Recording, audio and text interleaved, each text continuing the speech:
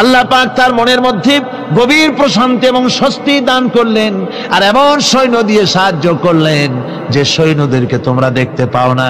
এভাবে করে রব্বুল আলামিন মুমিনদের বিপদে আপদে মুসিবতে সব সময় আল্লাহ পাক মুসলমানদেরকে সাহায্য করেছেন। জোরে বলেন সুবহানাল্লাহ। মুমিনদের সাহায্যকারী আল্লাহ।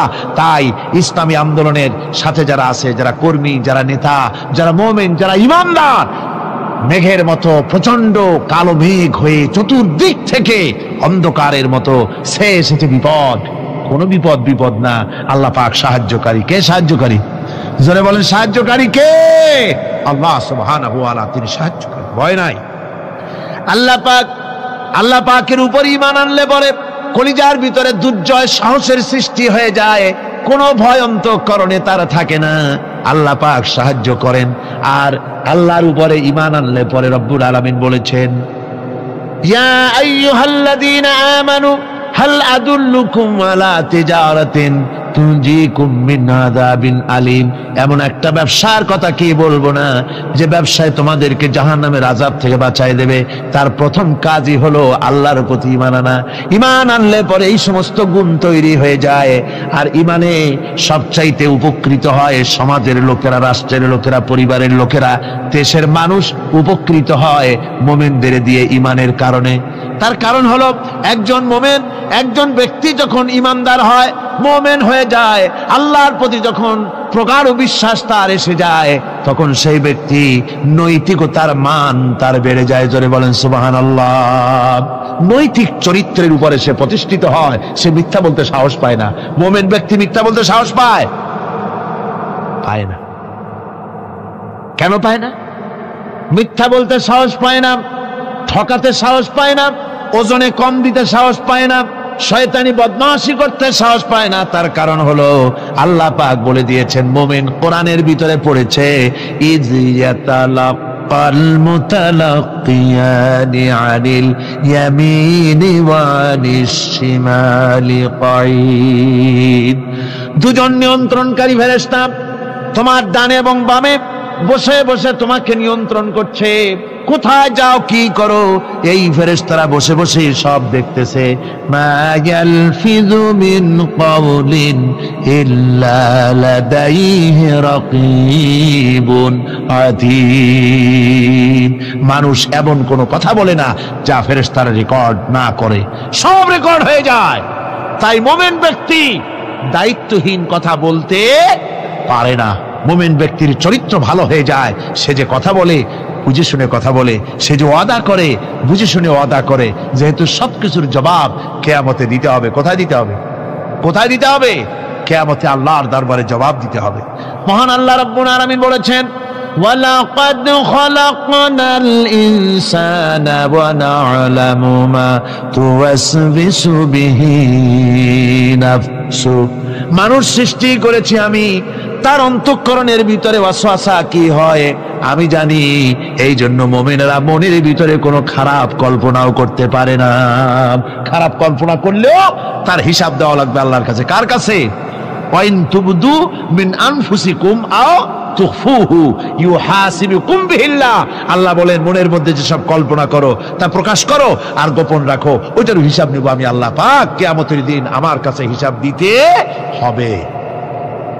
বন্ধুগণ, এই জন্য মুমিন যারা, মুমিনদের চরিত্র প্রতিষ্ঠিত হয়, মুমিনদের ধারণা থাকে যেখানেই যাই না কেন, যেখানেই বসি না কেন, সেখানেই আল্লাহ, আল্লাহ ছাড়া কোনো জায়গা নাই। আছে নাকি? আছে। আল্লাহ পাক বলেন, মা ইয়াকুনু মিন নাজওয়া সালাসাতিন ইল্লা হুয়া রাবিউহুম। তোমরা যেখানে তিনজন মিলে পরামর্শ করো, মনে রেখো তিনজন নও, ওখানে চতুর্থ সত্তা আমি রব্বুল আলামিন তোমাদের কাছে আছি। সব শুনি আর দেখি। পাঁচজন যেখানে হও সেখানে আমি ষষ্ঠ। এর থেকে যদি কম হও, এর থেকে যদি বেশিও হও, বান্দারে তুমি আছো যেখানে আমি আল্লাহ আছি সেখানে। উপায় নাই, সব জায়গায় আমি দেখতে পাচ্ছি। শুধু তাই নয়, রাত্রিবেলায় মানুষেরা গোপনে পরামর্শ করে, করে না? করে কিনা? রাতে রাতে পরামর্শ করে, এক জায়গায় বসে, হলের মধ্যে, পাহাড়ের মধ্যে কোন জায়গায় বসে পরামর্শ করে। কি পরামর্শ? ইসলামী আন্দোলনের লোকদের মারবে, কোথায় তাদের ধরবে, কোথায় তাদের অত্যাচার করবে, এই সমস্ত পরামর্শ করে। আল্লাহ পাক বলছেন, শুনুন, আল্লাহ রাব্বুল আলামিন বলেন, ওয়া হুয়া মাআহুম ইয ইউবাইতুনা মা লা ইয়ারদা মিনাল কাউল ওয়া কানা আল্লাহু বিমা তা'মালুনা মুহীতা। আল্লাহ পাক বলেন, তিনি তো ঠিক সেই সময়ও তোমাদের কাছে থাকেন যখন তোমরা নিজেদের ঘরের মধ্যে বসে কোন এক জায়গায় বসে আল্লাহর মর্জির খেলাফ পরামর্শ করো, আল্লাহ তখনও তোমাদের কাছে থাকেন। আল্লাহর ইহাতা থেকে, আল্লাহর কর্তৃত্ব থেকে বেরিয়ে যাওয়ার কোনো উপায় নাই। সুতরাং গোপনে বলেন, প্রকাশ্যে বলেন, যেভাবেই যা কিছু করা হোক না কেন, আল্লাহর কাছে আমাদের সমস্ত অপরাধগুলি ধরা হয়ে যায়। আর এটাই হচ্ছে ঈমানের সীমা পরিসীমা। তিলকা হুদুদাল্লাহ ফালা তা'তাদুহা, তিলকা হুদুদুল্লাহ, এটাই হচ্ছে আল্লাহর সীমানা। ঈমানের এই সীমারেখা বজায় রেখে ঈমানের উপরে মজবুত করে কোনো ব্যক্তি, পরিবার, সমাজ, রাষ্ট্র যদি তৈরি হয়, তাহলে সেই সমাজই শান্তি আসে, সেই সমাজই আরাম আসে, সেই রাষ্ট্র শান্তিপূর্ণ হয়, সেখানে দিন কায়েম হয়, মানুষ সুখ সমৃদ্ধি খুঁজে পায়। রাসূলের প্রতি কি ভালোবাসা দেখেছেন। হযরত উম্মে হাবিবা রাদিয়াল্লাহু তাআলা আনহা, আমাদের মা আবু সুফিয়ান রাদিয়াল্লাহু তাআলা আনহু, তার মেয়ে, তার কাছে আবু সুফিয়ান তখনও কাফের, সেই কুফরি হালতে মেয়ের ঘরে গিয়েছেন। যাওয়ার পরে হযরত উম্মে হাবিবা বাপ যখন বসতে গিয়েছেন, তখন উম্মে হাবিবা বলছেন যে আব্বা একটু দাঁড়ান। এই অবস্থায় দাঁড়াতে বলে বিছানাটা উল্টায়া দিয়া তারপরে বললেন যে বসেন। বাপ মনে খুব দুঃখ পেলেন। আবু সুফিয়ান বললেন, মা উম্মে হাবিবা, আমি তোমার পিতা, ভালো একটা বিছানা থাকলে তাই বিছায় দেওয়া উচিত ছিল, আর তুমি বিছানাটা উঠাইয়া তারপরে আমার খালি জায়গায় বসতে বললা, আমি তোমার ব্যবহারে আহত হলাম। হযরত উম্মে হাবিবা বলেন, আব্বা জান, নিশ্চয়ই আপনি আমার আব্বা, শ্রদ্ধেয় পিতা, কোনো সন্দেহ এতে নাই, কিন্তু আপনি একজন কাফের। আল্লাহর রাসূল যে বিছানায় বসেন, সেই বিছানা আমি একটা কাফেরকে বসতে দিতে পারি না। সুবহানাল্লাহ। গভীর রাত্রে হযরত ফাতিমা রাদিয়াল্লাহু তাআলা আনহা ইন্তেকাল করলেন। কিছু সংখ্যক সাহাবীদের কাছে খবর দিয়া অল্প সময়ের ভিতরে জানাজার ব্যবস্থা করা হলো। হযরত আবু যর গিফারী রাদিয়াল্লাহু তাআলা আনহু কবরের ভিতরে নেমে গেলেন। কবরের ভিতরে নেমে গিয়া হযরত আবু যর বলেন, রে কবর, তোর ভিতরে আজকে কাকে রাখবো, তুই কি তা জানিস নাকি? কোনো জবাব আসে না। হযরত আবু যর বলেন, কবর রে, তোর ভিতরে আজকে যাকে রাখবো তিনি হতেছেন হযরত ইমাম হাসান হোসেনের মা, বেহেশতের সমস্ত জওয়ানদের সরদার হবেন যারা, সেই দুইজনের মা তোর ভিতরে রাখবো, খবরদার বেয়াদবি করবি না। কোনো জবাব না পেয়ে হযরত আবু যর বলেন, ওগো কবরের মাটি, তোর ভিতরে কাকে রাখবো কি জানিস? আসাদুল্লাহিল গালিব, দুনিয়ার সমস্ত কাফেরদের বিরুদ্ধে আল্লাহ রাব্বুল আলামিন যাকে বাঘ বানিয়ে পাঠালেন, সেই হযরতে আলী, তার স্ত্রী রেখে যাব, খবরদার বেয়াদবি করবি না। কোনো জবাব আসে না। হযরতে আবু যর বলেন, কবরের মাটি, তোর ভিতরে যাকে রাখবো তিনি হলেন খাতুনে জান্নাত, বেহেশতের সমস্ত মহিলাদের সরদারিনী হবেন যে ফাতেমা, তারে রেখে যাব, তোর ভিতরে খবরদার কোনো বেয়াদবি করবি না। আবার হযরতে আবু যর বলেন, কবরের মাটি, তোর ভিতরে কারে রাখবো কি জানিস? তোর ভিতরে আজকে যাকে রেখে যেতেছি তিনি হলেন আখেরি জামানার পয়গম্বর, বিশ্বনবী জনাবে মুহাম্মদুর রাসূলুল্লাহ সাল্লাল্লাহু আলাইহি ওয়াসাল্লামের কলিজার টুকরা মা ফাতেমাকে তোর ভিতরে রাখবো, খবরদার কবরের মাটি বেয়াদবি করবি না। কিতাবে এসেছে হযরত আবু যর গিফারী শুনতে পেলেন, আওয়াজ এলো, কি যেন বলতেছে, রে আবু যর, আমি ফাতেমাকে চিনি না, হাসান হোসেনের মাকে চিনি না, আলীর স্ত্রী চিনি না, রাসূলের মেয়ে মা ফাতেমাকে চিনি না। আমল যদি ভালো হয় আমার ভিতরে, আমল ভালো নিয়ে যে আসবে শান্তিতে থাকবে, আর আমল যদি খারাপ হয় আমার ভিতরে, তার অবস্থা চূড়ান্ত হয়ে যাবে। আমার ভাইরা, আমার বন্ধুগণ, আমলের উপরে ভিত্তি করে কিয়ামতের দিন নাজাত হবে। আমল যদি খারাপ হয়ে যায়, কিয়ামতের দিন কেউ তাকে বাঁচাতে পারবে না। এই জন্য কিয়ামতের ময়দানে, হাসরের দিনে আল্লাহর হাবিব জনাবে মুহাম্মদ রাসূলুল্লাহ সাল্লাল্লাহু আলাইহি ওয়াসাল্লাম সেজদায় পড়ে কাঁদতে থাকবেন। আল্লাহ রাব্বুল আলামিন বলেন, হাবিব রে আপনি কাঁদেন কেন? আজকে তো আপনার কাঁদার দিন না, আমি আপনাকে মাকামে মাহমুদ দান করেছি, আমি আপনাকে কাউসার দান করেছি, আপনার আজকে সম্মানের দিন, মর্যাদার দিন, কাঁদেন কেন? আল্লাহর হাবিব বলবেন, রব্বুল আলামিন মাকামে মাহমুদ পেয়েছি, কাউসার পেয়েছি, কান্দি এই জন্য আমি দেখতে পাচ্ছি আবার সামনে দিয়া ফেরেশতারা আমার উম্মতগুলি জাহান্নামের দিকে নিয়ে যায়। আল্লাহ রাব্বুল আলামিন বলবেন, ওগো আমার হাবিব, আমি আপনাকে ক্ষমতা দিলাম, আপনার জান্নাতি উম্মতগুলি আপনি বেছে নেন। আল্লাহর হাবিব তার জান্নাতের উম্মতগুলি বাঁচতে থাকবেন। হযরত আয়েশা বলেন, ইয়া রাসূলুল্লাহ, কিয়ামতের ময়দানে লক্ষ কোটি কোটি মানুষের ভিতরে আপনার জান্নাতি উম্মত আপনি চিনবেন কি করে? হুজুর বলেন, আয়েশা, কোন একটি ঘোড়ার কপাল যদি থাকে সাদা, এই সাদা কপালওয়ালা ঘোড়াটা যদি অসংখ্য ঘোড়ার ভিতরে যদি হারিয়ে যায়, তাহলে সাদা কপালওয়ালা ঘোড়ার মালিক তার ঘোড়াকে পাবে কিনা বলো? হযরত আয়েশা বলেন, হুজুর অনায়াসে পাবে। আল্লাহ রাব্বুল আলামিনের হাবিব বলেন, আয়েশা রে, কিয়ামতের ময়দানে আমার যেই উম্মতেরা নামাজি ছিল, দিনদার ছিল, পরেজগার ছিল, দুনিয়ার বুকে ঈমান নিয়ে যারা চলাফেরা করেছে, আমার দিন কায়েমের আল্লাহর দিনের জন্য যারা কাজ করেছে, ওদের চেহারা নূর চমকাতে থাকবে, ঈমানের নূর কিয়ামতের দিন চমকাতে থাকবে। সেই ঈমানের নূর দেখে দেখে আমি আমার জান্নাতি উম্মতগুলি আমি বেছে নেব। নবীজি বলেছেন, কন্যার পিতাদেরকে গালি দিও না। অনেকে টিটকারি করে, বারবার মেয়ে হয় ছেলে একটাও হয় না, সেই জন্য টিটকারি বটকারি করে।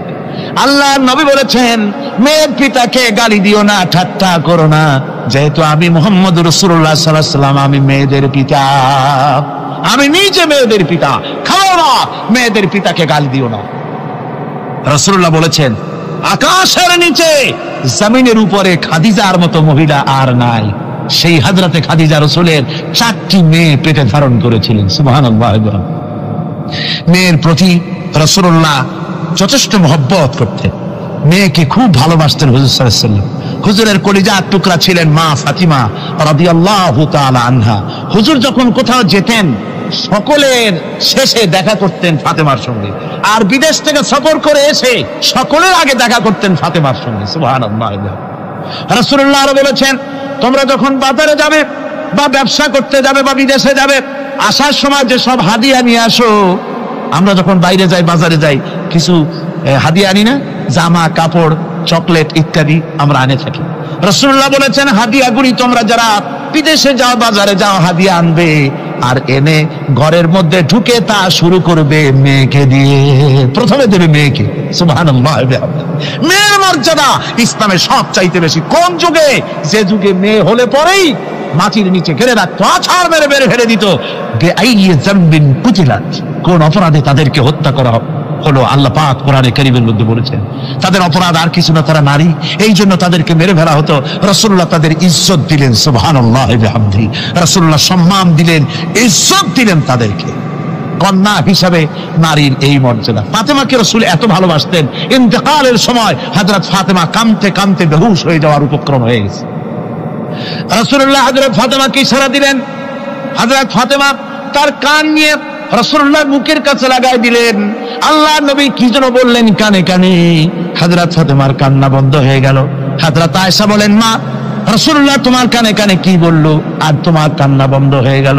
হযরত ফাতেমা বলেন, ইয়া আম্মা জান, আমার আব্বা আমার কানে কানে বললো, মা ফাতেমা তুই কাঁদিস না, তোর কান্না আমার বরদাস্ত হয় না, তোমাকে কাঁদতে হবে না। আমি তোমাকে সুসংবাদ দিয়ে যেতেছি, আমি মরে যাওয়ার পর সর্বপ্রথম তোমার সাথে আমার দেখা হবে। রাসূলুল্লাহর এই ভবিষ্যৎবাণী হযরত ফাতেমা বুঝতে পেরেছেন যে হুজুরের ইন্তেকালের পরে আমার বেশি দেরি হবে না, আমিও তাড়াতাড়ি হুজুরের সাথে শামিল হতে পারবো। হুজুরের ইন্তেকালের 6 মাস পরেই হযরত ফাতেমা রাদিয়াল্লাহু তাআলা আনহা ইন্তেকাল করেছেন। কন্যা হিসাবে নারীর মর্যাদা ইসলাম অনেক অনেক গুণে বাড়িয়ে দিয়েছে। এই কন্যা শিশু, কৈশোর, যৌবন পেরিয়ে যখন যৌবনে তার বিয়ে হয়ে যায়, আল্লাহ রাব্বুল আলামিন তখন বলেন, ওয়া মিন আয়াতিহি আন খালাকা লাকুম মিন আনফুসিকুম আজওয়াজান লিতাসকুনু ইলাইহা ওয়া জাআলা বাইনাকুম মাওয়াদ্দাতান ওয়া রাহমা। আল্লাহ পাক বলেন আমার নিদর্শনের ভিতরে এটিও একটি নিদর্শন যে আমি তোমাদের থেকে তোমাদের জোড়া তৈরি করেছি, তোমাদের স্ত্রীদেরকে তৈরি করেছি, তোমাদের সাথে তোমাদের স্ত্রীর ভালোবাসা সৃষ্টি করেছি, মহব্বত সৃষ্টি করেছি। এই মহব্বত আমি আল্লাহ তৈরি করেছি। আর যখন বুড়ো হয়ে যায় মানুষ, স্বামী স্ত্রী যখন বুড়া আর বুড়ি হয়, তখন আর ভালোবাসা থাকে না, তখন ওই ভালোবাসা সহৃদয়তার করুণায় আমি আল্লাহ পরিণত করে দেই। বুড়ার জন্য তখন বুড়ি ছাড়া আর উপায় নাই, বুড়িরও আর বুড়া ছাড়া উপায় নাই। তখন ভালোবাসা কোনো বিশেষ কোনো অক্ষ নিয়ে ভালোবাসা নয়, তখন একের উপরে অন্য একদম নির্ভরশীল হয়ে পড়ে। আল্লাহ পাক বলেন এই অবস্থা আমি আল্লাহ সৃষ্টি করে দেই। সুবহানাল্লাহি ওয়া বিহামদিহি। স্ত্রীকে রাসূলুল্লাহ কত ভালোবাসতেন। আল্লাহর নবী বলেছেন আমার কাছে তিনটা জিনিস প্রিয়, একটা হচ্ছে সুগন্ধি, একটা হচ্ছে নামাজ, আর একটা হচ্ছে স্ত্রী। সুবহানাল্লাহ, স্ত্রী আমার কাছে প্রিয়। হুজুর বলেছেন তোমাদের মধ্যে সেই ব্যক্তি উত্তম যে ব্যক্তি তার স্ত্রীর কাছে উত্তম। আমি আমার স্ত্রীদের কাছে উত্তম ব্যক্তি। সুবহানাল্লাহ। রাসূলুল্লাহ স্ত্রীকে কত ভালোবাসতেন। বিশ্বনবী রাজনৈতিক কর্মকাণ্ড চালাচ্ছেন, যুদ্ধের দামামা বাজতেছে, চতুর্দিকে কত অশান্তি, সবকিছু চলছে, স্ত্রীর হক আদায় করতে ভুলে যাননি। রাতের বেলায় হযরত আয়েশার বয়স কম, তাকে নিয়ে রাসূলুল্লাহ একটু সুযোগ পেয়েছেন, বলছেন আয়েশা সব তো ঘুমিয়ে, চলো আমরা একটু দৌড়াই। ওই যে দূরে একটা জিনিস দেখা যায়, দৌড় দাও দেখি কি আগে যায়। দুজনে দৌড় প্রতিযোগিতা করলেন। দৌড় প্রতিযোগিতায় হযরত আয়েশা ফার্স্ট হলেন, হুজুর পিছনে পড়ে গেলেন। হযরত আয়েশা খুব আনন্দ করলেন যে আপনি কিন্তু আমার সাথে দৌড়ে পারলেন। পরবর্তী কিছু কাল যাওয়ার পর হযরত আয়েশা বলেন হুজুর আজকে আবার বললেন যে চলো আয়েশা একটু দৌড়াই। হযরত আয়েশা বলছেন যে সেদিনের তুলনায় আমার শরীর একটু, আমি মুটিয়ে গেছি, শরীরটি স্থূল হয়েছে। আমি আজকে দৌড়ালাম কিন্তু পারলাম না, রাসূল আগে চলে গেলেন। আমি হাঁপাতে হাঁপাতে যখন হুজুরের কাছে চলে গেছি, হুজুর তখন মুস্কি হেসে আমাকে বললেন আয়েশা ওই সেই দিনের জবাব আজকে দিয়ে দিলাম। সুবহানাল্লাহি বিহামদিহি, সুবহানাল্লাহি বিহামদিহি। বিশ্ব নবী কত বড় আদর্শ বিশ্ব মানবতার জন্য। তিনি বলেছেন আরাফাতের ময়দানে রাসূলুল্লাহ বলেছেন তোমরা যেমন পড়বে তোমার স্ত্রীদেরকে তেমন পড়াবে, তোমরা যেমন খাবে তোমার স্ত্রীদেরকে তেমন খাওয়াবে, স্ট্যান্ডার্ড মেনটেন করবে। তুমি ভালো দামের কাপড় পরবে, স্ত্রীকে খারাপ দিবে তা নয়। অধিকার দুজনেরই সমান, স্বামী এবং স্ত্রী সমান অধিকার। কিন্তু আমরা তা বুঝতে পারি না, বুঝতে চাই না। আমরা অনেকে মনে করেছি বিয়ে যখন করছি তখন আমি তো নওয়াবজাদা নসরুল্লাহ খান আর বউ তো কেনা দাসী। না, সে কিন্তু দাসী নয়, তার মর্যাদা আছে, তার সম্মান আছে, তার সম্মান আপনাকে দিতে হবে। রাসূলুল্লাহ দিয়েছেন, আপনাকেও দিতে হবে। রান্না বান্না হতে দেরি হয়, কত গালাগালি শুনতে হয় নারীকে। আল্লাহর নবীর স্ত্রী হযরত আয়েশা বলেছেন আল্লাহর নবী কাজ করে, মানুষের সঙ্গে কথা বলে, রাষ্ট্রীয় দায়িত্ব পালন করে ঘরের ভিতরে এসে যখন দেখেছেন রান্না হতে দেরি আছে, রাসূলুল্লাহ বিরক্ত হন নাই, ভুরু কুঞ্চিত করেন নাই, চোখ মোটা করেন নাই, আমাকে কোনো কথা শোনার নাই, বরং আমার কাছে বসে রান্নায় আমাকে সহযোগিতা করেছেন। সুবহানাল্লাহ। এই হলো আল্লাহর রাসূল, এই হলো বিশ্ব নবী। স্ত্রীর সঙ্গে কি মহব্বত! সুবহানাল্লাহ। হুজুর মহব্বত করতেন স্ত্রীদেরকে। রাসূলুল্লাহর ঘরে দৌলত ছিল না, কিন্তু মহব্বত দিয়ে ভরা ছিল ঘরটা। হুজুরের ঘরে ফ্রিজ নাই, এসি নাই, হুজুরের ঘরে কার্পেট নাই, হুজুরের ঘরের মধ্যে জাজির নাই, তোশক নাই, বড় বড় কম্বল নাই, আরামের কোনো জিনিস নাই, মডার্ন ইকুইপমেন্টস কিচ্ছু নাই, দৌলত নাই, কিন্তু মহব্বত দিয়ে ঘরটা ভরা।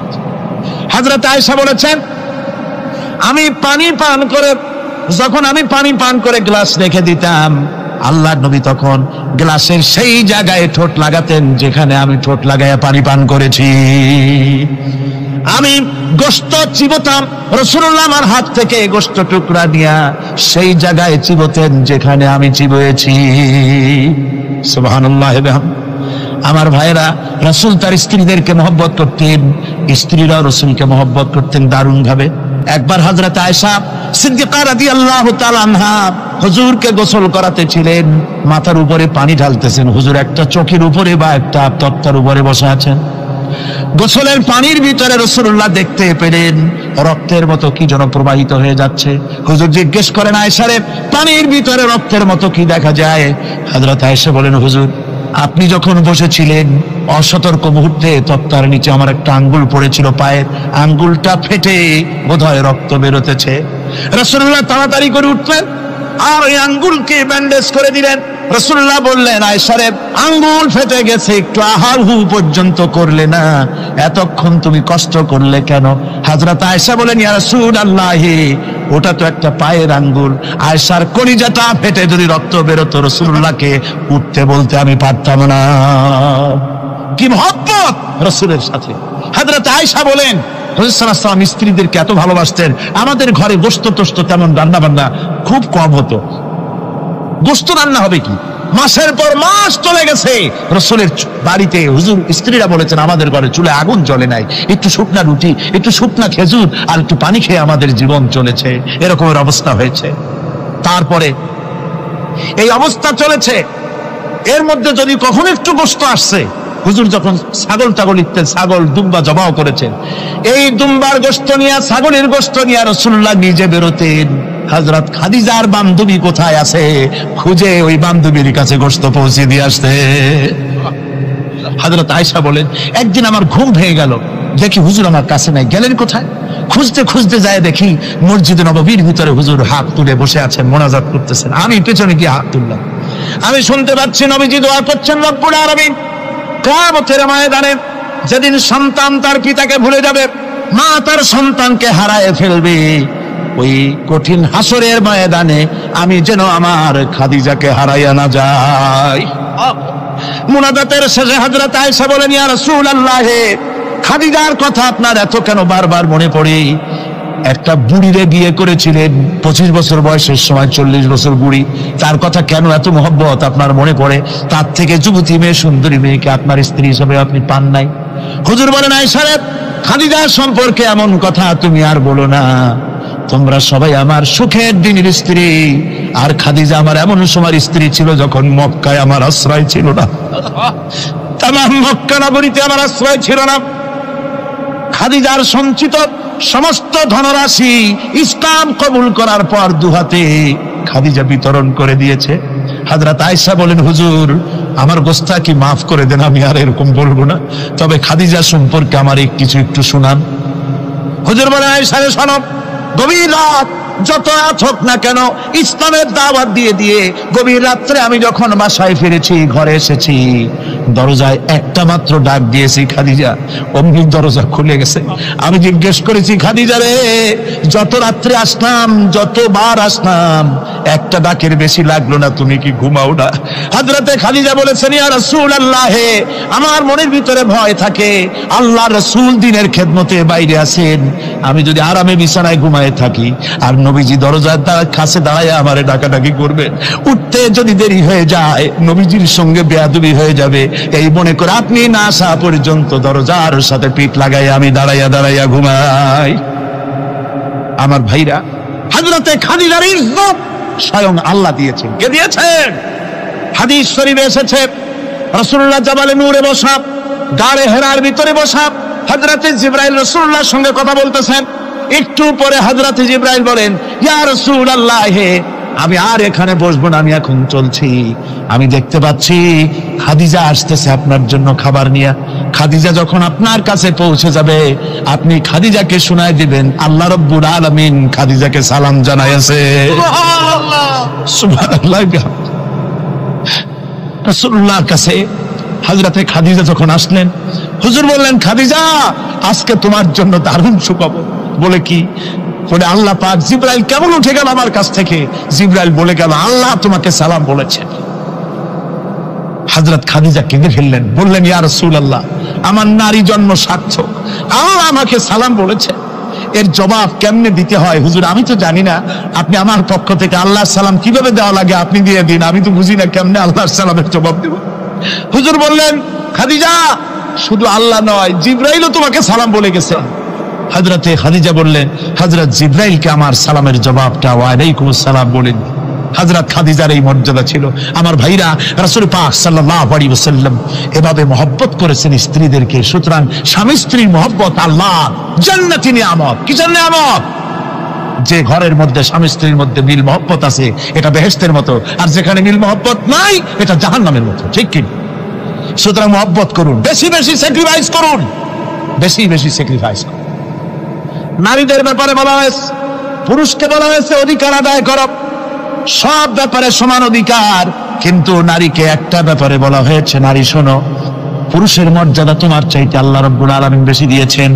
আর রিজালু কাওয়ামুনা আলান নিসা, নারীদের উপরে পুরুষের প্রাধান্য আল্লাহ পাক দান করেছেন।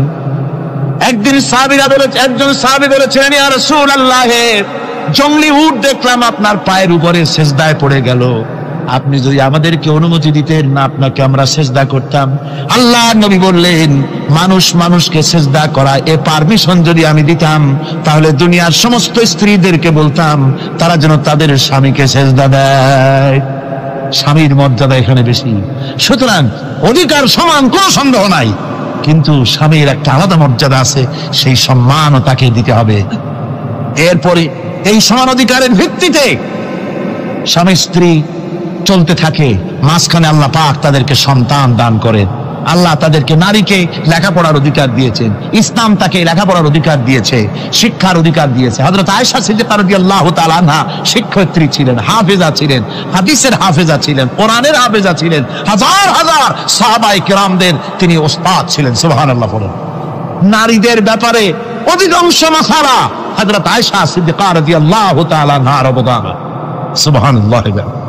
নারী যুদ্ধ করেছে, যুদ্ধের ময়দানে নারীর অধিকার আছে। নারী চাকরি করতে পারবে, নারী ব্যবসা করতে পারবে, নারী লেখাপড়া করতে পারবে, নারী সেনাবাহিনীতে যেতে পারবে, নারী সব করতে পারবে, কিন্তু পর্দার মাধ্যমে। একটা লোক গিয়ে কাঁদতেছিল মুসলমান হওয়ার পরও। হুজুর কয়, কান্দো কেন? কই যে আমার গুনাহ কি মাফ হয়েছে? হুজুর বলেন, হ্যাঁ মাফ হয়ে গেছে, কলেমা পড়ছো, মাফ হয়ে গেছে। কয় যে হুজুর আমি তো মারাত্মক গুনাহ করছি। বলে কি? বলে আমার একটা মেয়ে, সেই মেয়েটাকে নিয়ে আমি, ঘটনা লম্বা, আমি সংক্ষেপে বলতেছি, মেয়েটাকে ফাঁকি দিয়া তারা আমি মারবো, বুঝতে দেই নাই আমার বউরে। বললাম চলো বেড়াইতে যাই, মেয়েটা আমার সাথে সাজাই দিয়েছে, তার মা বেড়াতে নিয়ে যাবো এই কথা মনে করে। মেয়েটা কদ্দূর যায়, আবার আব্বা আব্বা বলে আমার দিকে ফিরে আসে, আবার পিছনে থাকে, আবার আব্বা আব্বা বলে জড়ায় ধরে। এইভাবে করতে করতে যখন নির্জন এলাকায় গেলাম, আমি পাহাড়ের পাশে গর্ত খোঁড়া আরম্ভ করলাম। গর্ত খুঁজি আর মাটি ছিটে এসে আমার দাড়িতে লাগে। বাচ্চা মেয়েটা আমার কাছে এসে দাড়ি দিয়ে ধুল ঝাড়ায় দেয়, কয় আব্বা তোমার দাড়িতে ধুল লাগতেছে, তুমি এই কষ্ট করতেছো কেন? মেয়ে তো বোঝে না যে আমি তার জন্য কবর খুঁজতেছি। কবরটা খোঁড়া হয়ে যাওয়ার পর মেয়েটারে বান্ধা শুরু করলাম। মেয়ে এখন কাঁদতেছে, বাবা আমার বান্ধব কেন? আমি তারে বাঁধা জোরে ওর মধ্যে নিক্ষেপ করে দিলাম। মেয়েটা গর্তের মধ্যে বসে চিৎকার করে বলছে, আব্বা তুমি আমারে বাঁচতে দাও, আমি তোমারে বাপ বলে সমাজে হ্যাঁ করব না, আমি ভিক্ষা করে খাবো, আমারে পাইলো না। লোকটি বলছি, ইয়া রাসূলুল্লাহ, আমার মনে দরদ আসলো না। আমি একটা পাথর উঁচু করে আমার মেয়ের বুক লক্ষ্য করে জোরে মেরে দিলাম। বুকটা ফেটে রক্ত ফিনকি দিয়ে উঠলো, আর মেয়ের বুক থেকে আওয়াজ বেরোলো, আব্বা। আমার কানে যেন এখনো সেই আওয়াজ বাজে। হাদিস শরীফে এসেছে, হুজুরের চোখের পানি দাড়ি ভিজে ভিজে জামার উপরে পড়তেছিল। হুজুর বললেন, আরে মানুষও পারে এইরকম কাম করতে।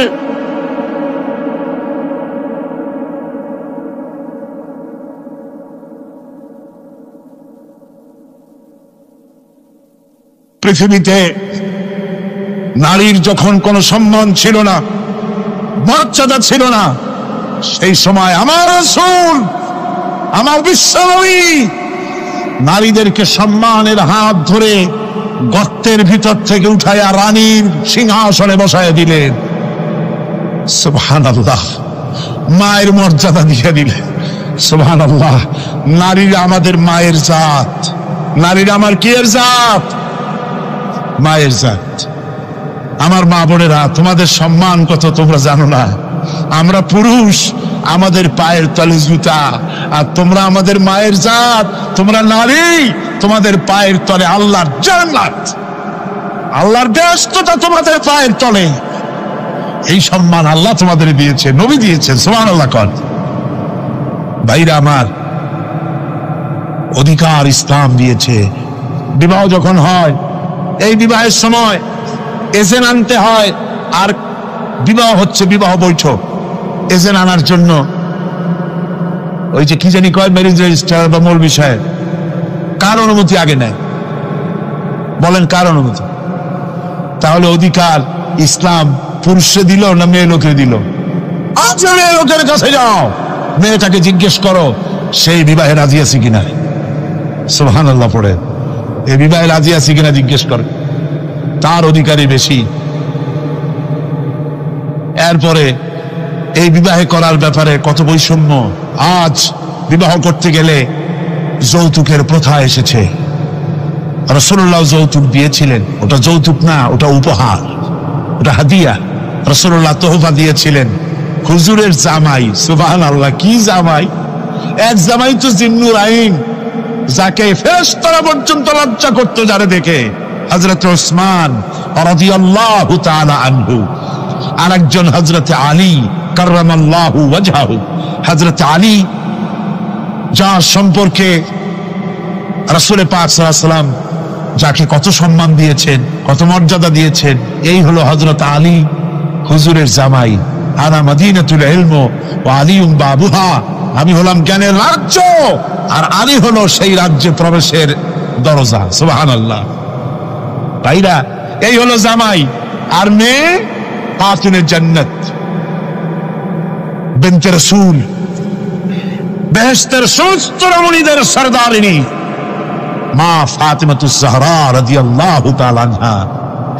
কি উপহার দিলেন বিয়েতে রাসূল! এই মেয়ে আর এই জামাই। উপহার হলো খেজুরের ছোবড়ার একটা তোষক, পানি উঠাবার জন্য একটা মশক, আর আটা পেশা একটা জাতা।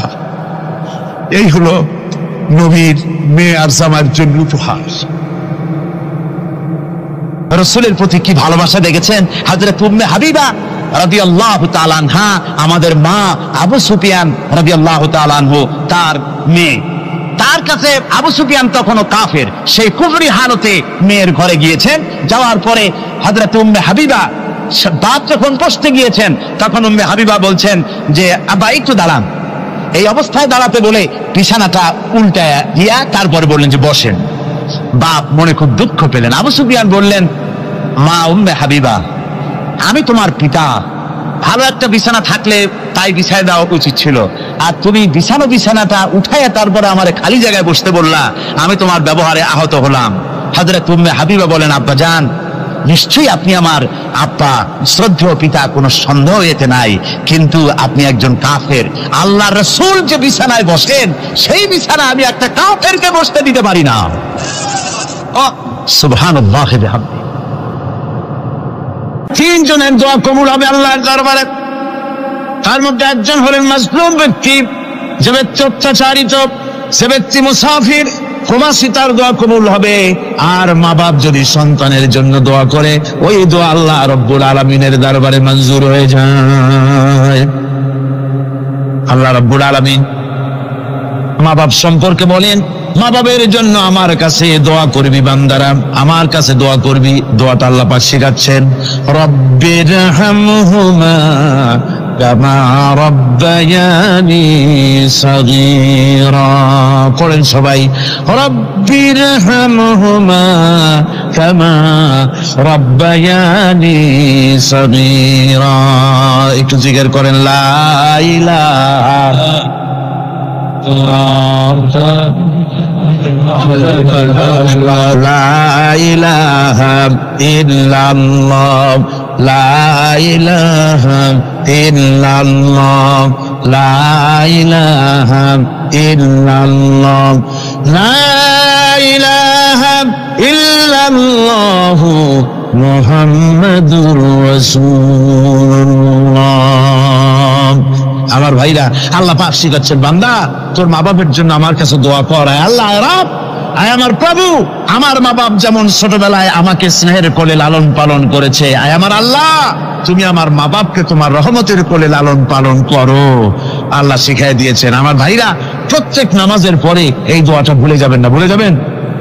ভুলে যাবেন? আমার ভাইরা, আমার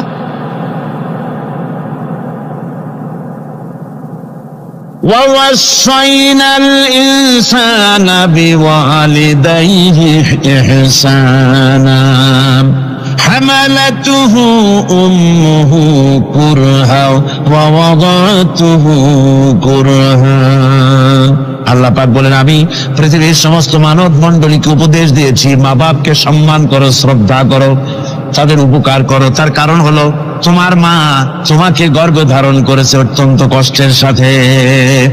আল্লাহ বলতেছেন, মা তোমাকে গর্ভ ধারণ করেছে অত্যন্ত কষ্টের সাথে, এরপরে তোমাকে ডেলিভারি করেছেন অত্যন্ত কষ্টের সাথে, তোমাকে ডেলিভারি করেছেন। গভীর রাত্রে মানুষ সব ঘুমায় যায়, গর্ভবতী মা ঘুমাতে পারে না, সন্তান পেটের ভিতরে হাঁটু দিয়া গুতা মেরেছে, পা দিয়া লাথি মেরেছে। মা চরম শীতের রাত্রে, প্রচন্ড শীতের রাতে গায়ের লেপটা সরাই দিয়া মা একবার দাঁড়ায় আর একবার বসে, একবার দেওয়ালের সাথে হেলান দিয়া দাঁড়ায়, কষ্ট করে রাতটায় কাটায় দেয়। আবার সারাদিন সংসারের জন্য কাজ করেছেন, রান্না বান্না করেছেন, মা সকলকে খাওয়াইয়া মা শেষের দিকে খেতে গেছেন। যখন নিজে খেতে গেলেন, আবার ক্ষুধা নিয়ে খেতে বসেছেন, পেটের ভিতরে সন্তান লাথি মেরেছে, পেটের মধ্যে ঘুষা মেরেছে, হাঁটু দিয়া গুতা মেরেছে, ভরা পেটে, পেটের ভিতরে সন্তান গুতা মারলো হাঁটু দিয়া, মাথা দিয়া। মা ক্ষুধা রয়েছে, পেটে খেতে পারলেন না, বেদনা শুরু হয়েছে। খাবারের থালাটা ঠেলে দিয়ে মা দাঁড়ালেন, বসলেন, চোখের পানি ফেললেন। এভাবে করে মা একটা দুইটা দিন নয়, 10টি মাস পর্যন্ত সন্তানটাকে পেটের মধ্যে নিয়ে, একটা জীবিত মানুষ আর একটা জীবিত সন্তান পেটের মধ্যে নিয়ে নড়াচড়া করছেন, চলাফেরা করছেন। কিতাবের মধ্যে এসেছে, রাতের বেলায় মা যে ঘুমাতে পারেন না সন্তানের নড়াচড়ার কারণে, রাতভর ইবাদত করলে যত সওয়াব পাওয়া যেত, আল্লাহ ওই সওয়াব মায়ের আমলনামায় লিখে দেন।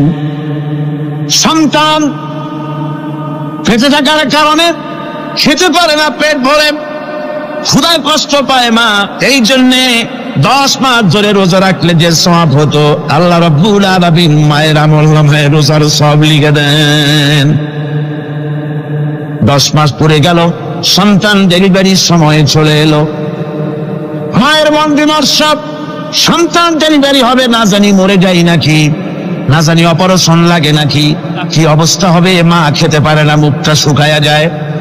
ডেলিভারির সময় যখন আসে, মা বাবার কাছ থেকে বিদায় নিয়ে যায়, স্বামীকে একান্তে গোপনে ডেকে নিয়ে বলে, প্রাণের স্বামী, দীর্ঘদিন একসঙ্গে ঘর কন্যা করেছি, অপরাধ হয়ে যেতে পারে, আমারে মাফ করে দিও।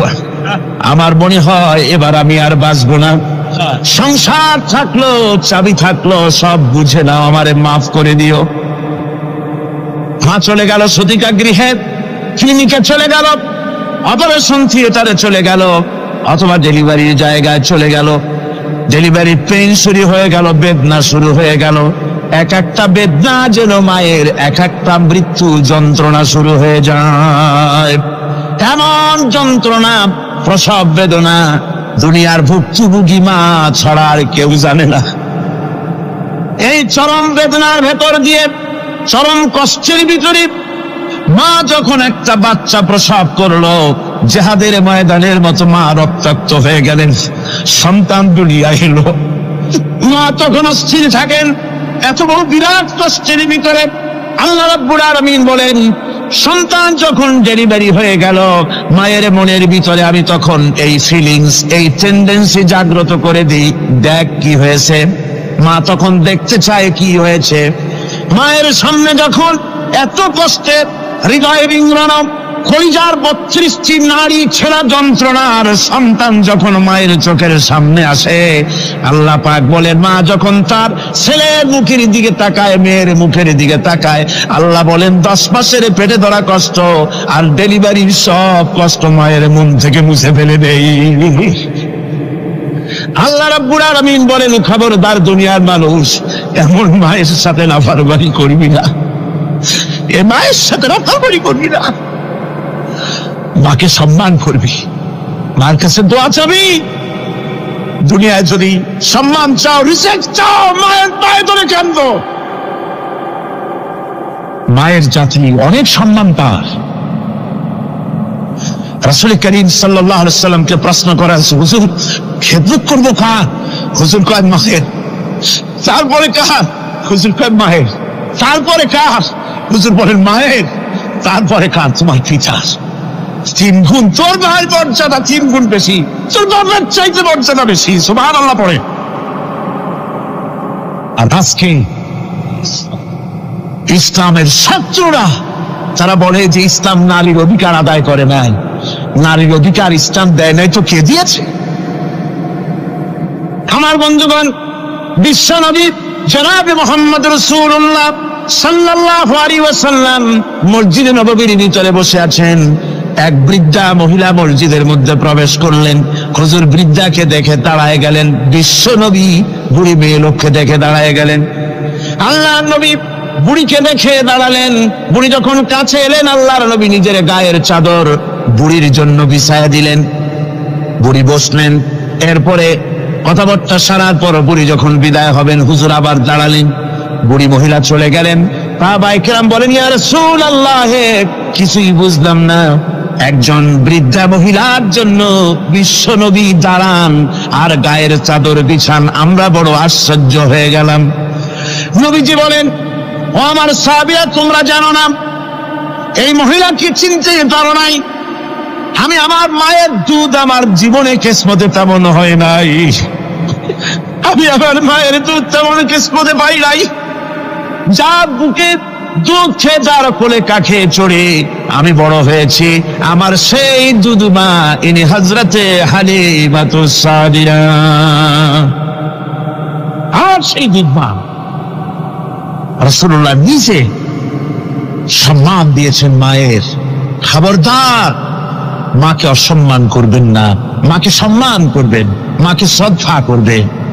আমার বন্ধুগণ, আলেম ওলামা পীর বুজুর্গদের জন্য হাদিয়া তো দেন, আপনারা কোনো নিষেধ নাই, দেন। হাদিয়া দেওয়া সুন্নত, নেওয়া সুন্নত, দিবেন, আমি কোনো নিষেধ করি না। কিন্তু আমি বলতে চাই, পীর বুজুর্গদের কাছে, আলেম ওলামাদের কাছে হাদিয়া দিয়া আল্লাহরে যত না খুশি করতে পারবেন, এই ডালিম বেদানার মৌসুমে বেদানা একটা ভেঙে নিজ হাতে যদি মায়ের মুখে তুলে দেন, আল্লাহর আরশ খুশি হয়ে যাবে, আল্লাহর আশীর্বাদ খুশি হয়ে যাবে, আল্লাহ পাক খুশি হয়ে যাবে। মায়ের খাওয়াও, বাপকে খাওয়াও, তোমার সবচেয়ে বড় প্রিয় জিনিস। সুবহানাল্লাহ বলে, সুবহানাল্লাহ। মা বাপ যদি একটু দোয়া করে দেয়, তোমার জিন্দেগির কাম শেষ। একটু বদদোয়া করলে জাহান্নামে যাবা। কোন ফিসায় বদদোয়া করলে জাহান্নামে যাবে এমন কথা নয়। কোন মওলানা বদদোয়া করলে দোজখে যাবে এমন কথা নয়। রাসূল বলেছেন, হুমা জান্নাতুকা ওয়া নারুকা। মা বাপ তোমার বেহেশত, মা বাপ তোমার জাহান্নাম। মা বাপ যদি অসন্তুষ্ট হয়, দোজখে যাবি, আর মা বাপ যদি খুশি, আল্লাহর জান্নাতে চলে যাবি। সুবহানাল্লাহ, সুবহানাল্লাহ, সুবহানাল্লাহ। মায়ের পায়ের তলে তোর বেহেশত। আমরা পুরুষ, আমাদের গত বছরও বলেছি, আমরা পুরুষ, আমাদের পায়ের তলে জুতা। আমাদের পায়ের তলে কি? শুধু জুতা। আর আমার মা, আমার মায়ের জাতি যারা এই প্যান্ডেলে বসে আছেন, আমার মায়েরা, বোনেরা, মায়ের জাতি যারা পৃথিবীতে, মায়ের জাতির পায়ের তলে আল্লাহর বেহেশত। সুবহান। নারীর মর্যাদা ইসলাম দেয় নাই, কে দিয়েছে? আল্লাহ দিয়েছেন, আল্লাহ রাসূল দিয়েছেন। আর আমার মা, আমার মায়ের জাতি যারা এই প্যান্ডেলে বসে আছেন, আমার মায়েরা, বোনেরা, মায়ের জাতি যারা পৃথিবীতে, মায়ের জাতির পায়ের তলে আল্লাহর বেহেশত। সুবহানাল্লাহ, নারীর মর্যাদা ইসলাম দেয় নাই, কে দিয়েছে? আল্লাহ দিয়েছেন, আল্লাহ রাসূল দিয়েছেন। আমার বন্ধুগণ, হযরত বায়জিদ বুস্তামি ছোট্ট বাচ্চা ছেলে, গভীর রাত্রে মা অসুস্থ, পানির পিপাসায় জেগে উঠেছেন। বাবারে পিপাসায় শেষ হয়ে গেলাম, পানি দাও। ছেলে ঘরের ভিতরে পানি না পেয়ে বাইরে দৌড়াদৌড়ি করলেন। অনেক দূর থেকে পানি নিয়ে এসে দেখেন মা ঘুমায় গেছেন। পানি নিয়ে দাঁড়ানো পৌষ মাস, মাঘ মাসের শীতের রাত, ফজরের সময় মায়ের ঘুম ভেঙে গেল। তাকিয়ে দেখেন বাইজিদ দাঁড়ানো, হাতে পানি থরথর করে কাঁপছে। জিজ্ঞাসা করে, বাইজিদ তুমি দাঁড়ানো কেন? ছোট্ট বাচ্চা বলে, মা পানি চেয়েছিলে তুমি গভীর রাত্রে, পানি ঘরে ছিল না, অনেক দূর থেকে আনতে হয়েছে। মা বলছে, ঘুমাও নাই কেন গ্লাস ছুঁয়া? বাচ্চা বলে, ঘুমাই নাই, তুমি যদি আবার পানি চাও সময় মতো যদি দিতে না পারে মা তোমার কষ্ট হবে, এই জন্য ফজর পর্যন্ত আমি দাঁড়ায় আছি, কখন তুমি পানি চাও। মা হাতের থেকে পানি নিয়ে পান করলেন। বাইজিদকে বিছানার উপরে আরাম করে কম্বল দিয়ে ঘুম পড়াইয়া দিলেন। হযরত বাইজিদের মা উযু করে ফজরের নামাজ পড়ে সিজদায় চলে গেলেন। চিৎকার মেরে কেঁদে বলেন, আমার রব, আমার আল্লাহ, আমি আমার বাইজিদের মা, আমি মা হয়ে বাইজিদের জন্য দোয়া করি। বাইজিদ আমার জন্য আজকে যা করেছে, আমি মা, আমার কলিজা ঠান্ডা হয়ে গেছে। হায় আল্লাহ, আমি বাইজিদের জন্য দোয়া করি, তুমি তাকে সুলতানুল আরিফিন বানাইয়া দিও। মঞ্জুর হয়ে গেল আল্লাহ পাকের কাছে দোয়া।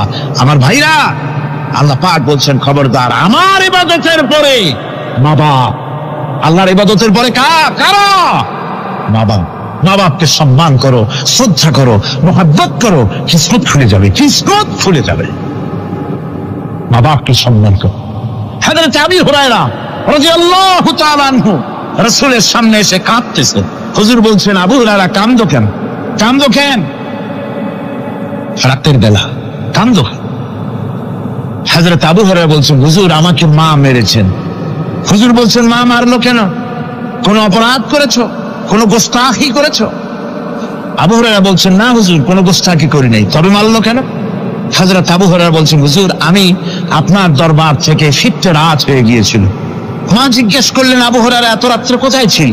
বললাম, আমি ছিলাম যে কদম চুমতে পারলে দুনিয়া ধন্য হয়, সেই দরবারে নববীর কদম মুবারক থেকে আসতে আমার দেরি হয়েছে।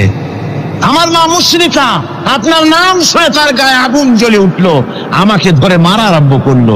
বলল, হয় আমার বাড়ি ছাড়বি, আর না হয় মুহাম্মদ সাল্লাল্লাহু আলাইহি ওয়াসাল্লামের দরবার ছাড়বি। আমি বললাম, আমার মা, তুমি বুড়ি মানুষ, তোমার গায়ে যত শক্তি আছে সমস্ত শক্তি দিয়ে আমারে পিটাও, আমারে মারো। মারতে মারতে আমাকে বাড়ি থেকে তুমি বের করে দাও, তোমার বাড়ি শুদ্ধ, তাম দুনিয়া ছেড়ে দিতে পারি, আল্লাহর নবীর কদম মোবারক ছেড়ে দিতে পারি না। হুজুর আমার মা আমাকে গলা ধাক্কা দিয়ে বের করে দিয়েছেন। হুজুর বলছেন, আবু হুরায়রা তোমার মা তোমাকে মেরেছে, তুমি আমার কাছে নালিশ করছো? আমার তো এখানে ইন্টারফেয়ার করার কিছুই নেই। সুবহানাল্লাহ, সুবহানাল্লাহ, মা তোমাকে মেরেছে, এখানে আমার করার কিচ্ছু নাই। বিশ্বনবী বলছেন, এত বড় পাওয়ারফুল নবী, লেজিসলেটিভ পাওয়ার, সারে আল্লাহ তাকে বানিয়েছেন শরীয়ত প্রণেতা। কোরআন শরীফ, কোরআন শরীফে শুধু হালাল ও হারামের, হালাল এবং হারামের, বৈধ এবং অবৈধের সীমারেখা শুধু কোরআনই ঠিক করেন, রাসূলের জন্য আল্লাহ ছেড়ে দিয়েছেন। আল্লাহ রাসূলও হারাম, হালাল এবং হারামের বৈধতা অবৈধতার সীমারেখা নির্ধারণ করেছেন। এত বড় ক্ষমতা তার, এত বড় পাওয়ারফুল বিশ্বনবী, তিনি বলছেন মা মেরেছে, আমার করার কিছু নাই। চিন্তা করেন কত বড় কথা, এ কথার লোড কত। হযরত আবু হুরায়রা বলেন, ইয়া রাসূলুল্লাহ, মা আমাকে মেরেছেন, আমি আল্লাহর নবীর কাছে মায়ের বিরুদ্ধে নালিশ করতে আসি নাই। বললেন, কেন এসেছো? হযরত আবু হুরায়রা বলেন, হুজুর এসেছি একটা কারণে, আমি জানি আল্লাহ নবী যদি আল্লাহর দরবারে হাত উঠায়া কোনো জিনিস বলে আল্লাহ রাব্বুল আলামিন সঙ্গে সঙ্গে মঞ্জুর করে নেন। হুজুর আমি এসেছি, মেহেরবানি করে দোয়া করুন আমার মাকে যেন আল্লাহ হেদায়েত নসিব করে দেন। আল্লাহ নবী হাত উঁচু করে বললেন, আল্লাহুম্মা হিদি উম্মা আবি হুরায়রা, আয় আল্লাহ আমি দোয়া করি আবু হুরায়রার মাকে তুমি হেদায়েত নসিব করে দাও। রাসূলুল্লাহ দোয়া করছেন আর আবু হুরায়রা সমানে দৌড়াচ্ছেন। তিনি দৌড়াচ্ছেন, পিছন থেকে কয়েকজনে আবু হুরায়রার জামা টেনে ধরেছে। দৌড়, তাদের জানা আবু হুরায়রা খুব ভদ্রলোক মানুষ, কোন ঝড় ঝামেলার মধ্যে থাকে না, রাগসাক করে না, চিৎকার মারে না, দৌড় মারে না, এত ভদ্র শরীর। দৌড়ায় কি না জানি কোন বিপদ বুদ্ধি ঘটে গেছে। পিছন থেকে জামা টেনে ধরে বলে দৌড়াও কেন? হযরত আবু হুরায়রা জামা সাহাবীর হাত থেকে ছিনায় নিয়ে বলেন, জামা ছেড়ে দাও, আমাকে দৌড়াতে দাও। আমি দৌড়াইয়া বাড়িতে দেখতে চাই, আমি দৌড়াই আগে আমার বাড়ি পৌঁছতে পারলাম না, আমি যাওয়ার আগে আমার আল্লাহর নবীর দোয়া আমার বাড়ি পৌঁছে গেছে, আমি এইটা দেখতে চাই। হযরত আবু হুরায়রা বাড়িতে গিয়ে দরজা নক করলেন, ভেতর থেকে আওয়াজ এলো কে? হযরত আবু হুরায়রা বলেন, মা আমি তোমার আবু হুরায়রা ফিরে এসেছি। মা বলছেন, বাবা অপেক্ষা করো, দরজা খুলতেছি। হযরত আবু হুরায়রা বলেন, মায়ের গলার আওয়াজের ভিতরে শিরকিয়াতের কর্কশতা পেলাম না, মায়ের গলার আওয়াজের ভিতরে তাওহীদের গন্ধ পেলাম। আমার মনে হলো নবীজির নিক্ষিপ্ত তীর তার নিশানায় পৌঁছে গেছে। কিছুক্ষণ পর মা আমার বেরিয়ে এলেন, মাথা থেকে চুলের থেকে বুড়ি মানুষ, সাদা চুলের ভিতর থেকে পানি পড়তেছে। মা বলল, বাবারে তোমারে মারার পর আমি বড় অনুতপ্ত হয়েছি, অনুশোচনা করেছি, আমি গোসল করেছি, মনে মনে ভাবলাম আমার ছেলে তো কোনো খারাপ জায়গায় যায় নাই, কেন তারে মারলাম? আমি বড় লজ্জায় পড়েছি তোমারে মেরে। ও আমার আবু হুরায়রা, আমি গোসল করেছি, পবিত্র হয়ে গেছি, জলদি করে আমাকে নিয়ে চলো বিশ্ব নবী জনাবে মুহাম্মদুর রাসূলুল্লাহর দরবারে। হযরত আবু হুরায়রার মা ঘোষণা করলেন, আশহাদু আল্লা ইলাহা ইল্লাল্লাহু ওয়াহদাহু লা শারীকা লাহু ওয়া আশহাদু আন্না মুহাম্মাদান আবদুহু ওয়া রাসূলুহু। আমার ভাইরা, মা বাপ সবচেয়ে সম্মানের জিনিস। আল্লাহর ইবাদতের পরই মা বাপের খেদমত করতে হবে। আল্লাহ পাক বলছেন, বান্দারে দেখ, মায়ের পেট থেকে আনলাম, মায়ের বুকের মধ্যে মহব্বত পয়দা করলাম, এত মহব্বত দিলাম তোর উপরে, যে কোনো বিদেশে যান, যেখানে যান, বাড়িতে ফিরলে পরে সকলে ছেলে মেয়ে ভাই বোন সবাই দেখবে সুটকেসে আমার জন্য আনছে কি। সবাই চিন্তা করবে আমার জন্য কি এনেছে। একমাত্র মা সন্তানের মুখের দিকে তাকাবে কখন খাইছে সে। সুবহানাল্লাহ, সুবহানাল্লাহ, আমার বাসার মুখখানে শুকনা, তুই বুঝি আজকে কিছু খাইস নাই। বিদেশে যেসব সন্তান থাকে, মা টাটা কবুতরের মতো ছটফট করে। আমার ছোটবেলার কথা আমি দেখেছি, শ্বশুরের মাদ্রাসায় পড়তাম, আব্বা টাকা দিতেন মাদ্রাসায় যাওয়ার সময়, আবার মা আবার মুরগির ডিম বিক্রি করা, বিভিন্ন জিনিস বিক্রি করা বা বাজার করা পয়সা, উদ্বৃত্ত কিছু পয়সা আব্বার অজান্তে আমার হাতের মুঠার মধ্যে দিয়ে দিতেন। যখন মাদ্রাসার দিকে রওনা হয়েছি, পর্দার আড়াল থেকে দরজা থেকে দেখতাম, যতক্ষণ তাকায় দেখতেছি চোখ থেকে পানি দল করে পড়তেছে। সুবহানাল্লাহ, মা কি জিনিস! আল্লাহ আল্লাহ আল্লাহ। বিদেশে যদি কারো সন্তান মারা যায়, সবাই জানা লাগে। কবি বলতেছেন, বিদেশে বিরাজ্যে যার পুত্র মারা যায়, পশু পক্ষী না জানিতে আগে জানে মা। মায়ের কই যার তারে টান লেগে যায়, মা বুঝতে পারে আমার সন্তানটা নাই।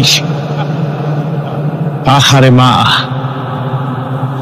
আমার বন্ধুগণ, মা যার বেঁচে আছে বেয়াদবি করেছেন, পাও ধরে মাপ নিয়ে নেবেন, পাও ধরে মাপ নিয়ে নেবেন। মা তো পা ধরে দেখবেন, মাফ করে দিবে। সুবহানাল্লাহ, সুবহানাল্লাহ, কত দরদ তার বুকের মধ্যে। আর মা বাপকে সম্মান করবে। যাক, এই বিষয়ের উপরে আমি আর যেতে চাই না। সত্যি আপনাদের বললাম, এই বিশাল জনতাকে বললাম, সবচাইতে বড় কি আপনার জন্য আপনার মা বাপ। সবচেয়ে বড় পীর কে? বাবা। সন্তুষ্ট করেন, রুজিতে অভাব ঘটবে না, কোন মাজারে গিয়ে সেজদা দেওয়া লাগবে না, আল্লাহর কসম মাজারে যাই চাওয়া লাগবে না। মা বাপকে খেদমত করেন, মা বাপকে খুশি করেন, মা বাপকে খাওয়ান, হাদিয়া দেন, মা বাপ খুশি, রুজিতে বরকত হবে, ব্যবসায় বরকত হবে, ঋণগ্রস্ত থাকবেন না, সম্মান আল্লাহ বাড়ায় দিবেন। সুবহানাল্লাহ বিহামদি, রাসূলুল্লাহর হাদিস। এই জন্য আমি অনুরোধ করব, মা বাপকে সম্মান করবে। ওয়াসি বুঝতে পেরেছি মুহাম্মদ সাল্লাল্লাহু আলাইহি ওয়াসাল্লাম আল্লাহর রহমত, করুণার নবী, দয়ার নবী, তার কাছে যদি আমি যেতে পারি তাহলে তিনি আমার সম্পর্কে, যদি তার সামনে যেতে পারি তাহলে তার কঠোর মনোভাব আমার প্রতি নরম হয়ে যাবে।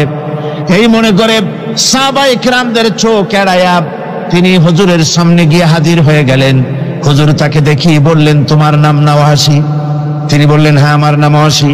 হুজুর বললেন, তুমি আমার চাচাকে শহীদ করেছো? ওয়াসি বললেন, জাহালাতের কারণে তা করেছি। হুজুর বললেন, কেমনে শহীদ করেছো আমার চাচাকে, আমার একটু শোনাও। ওয়াসি বলতে লাগলেন, আমি বল্লম দিয়ে হযরতে হামজার শরীরকে এফোড় ওপড় করে দিয়েছি, তারপরে তার বুককে খঞ্জর দিয়ে ফেরে বুকের ভিতর থেকে কলিজাটা বের করে নিয়ে আমি হাতে দিয়ে দিয়েছি হেন্দাই কলেজা চিবিয়ে চিবিয়ে খেস। রাসূল পাক সাল্লাল্লাহু আলাইহি ওয়াসাল্লাম হাদিস শরীফে এসেছে, ওয়াসির বর্ণনা যখন তিনি শুনতেছিলেন, রাসূলের চোখ থেকে তখন পানি পড়ে দাড়ি মোবারক ভিজে ভিজে পড়তেছিল। ঘটনা শোনার পর রাসূলুল্লাহ বললেন, ওয়াসি তুমি কি চাও? ওয়াসি বললেন, আমি ইসলাম কবুল করতে চাই। হুজুর তাকে মুসলমান বানালেন।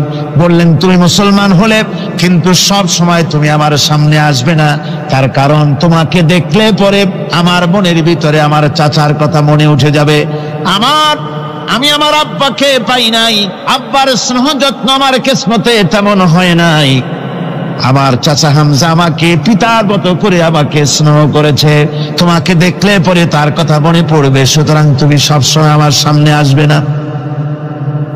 ওয়াসি সেদিন শপথ নিয়েছিলেন, রব্বুল আলামিন আমি জাহালাতের কারণে যেই বল্লম দিয়ে একজন শ্রেষ্ঠ সন্তানকে আমি শহীদ করে ফেলেছিলাম, আমি বুঝতে পারি নাই, ওই বল্লমটা আমি হেফাজতে রেখে দিয়েছি। তুমি আমার এই দোয়া মঞ্জুর করো, আমি যেন এই বল্লম দিয়ে এই পৃথিবীর নিকৃষ্ট ইসলামের কোন দুশমনকে যেন আমি শেষ করে দিতে পারি। আল্লাহ পাক দোয়া তার মঞ্জুর করে নিলেন। মুসাইলামা কাযযাবের বিরুদ্ধে হযরত আবু বকর সিদ্দিক রাদিয়াল্লাহু তাআলা আনহু যে বাহিনী পাঠালেন, হযরত ওয়াসি সেই বাহিনীর মধ্যে ছিলেন। আর তিনি সেই বল্লমটা দিয়ে, যে বল্লম দিয়ে তিনি হযরত হামজাকে শহীদ করেছিলেন, সেই বল্লমটা দিয়েই ইসলামের নিকৃষ্ট শত্রু মুসাইলামা কাযযাবকে দুনিয়া থেকে তিনি বিদায় করে দিলেন।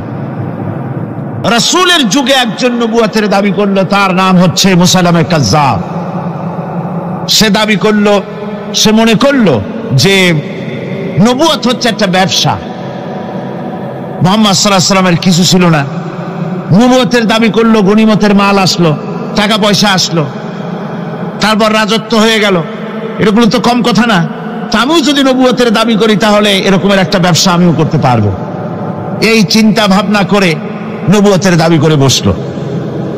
নবুয়তের দাবি করে সে প্রচার করে বেড়াতে লাগলো, আমি নবী। তারপর তার উম্মতেরা বলল যে আচ্ছা আপনি তো নবী বুঝলাম, তা মুহাম্মদ সাল্লাল্লাহু আলাইহি ওয়াসাল্লামের উপরে ওহী নাজিল হয়, আপনি তো কোনো নতুন ওহী আমাদের দিতে পারলেন না, কোনো সূরাও এ পর্যন্ত আসলো না। মুসাইলামা কাযযাব বলল, দেখো কেবল না নবী হলাম, একটু সময় দাও ওহী আসা। কিছুদিন পর বলল যে সূরা একটা এসে গেছে। বলে কি?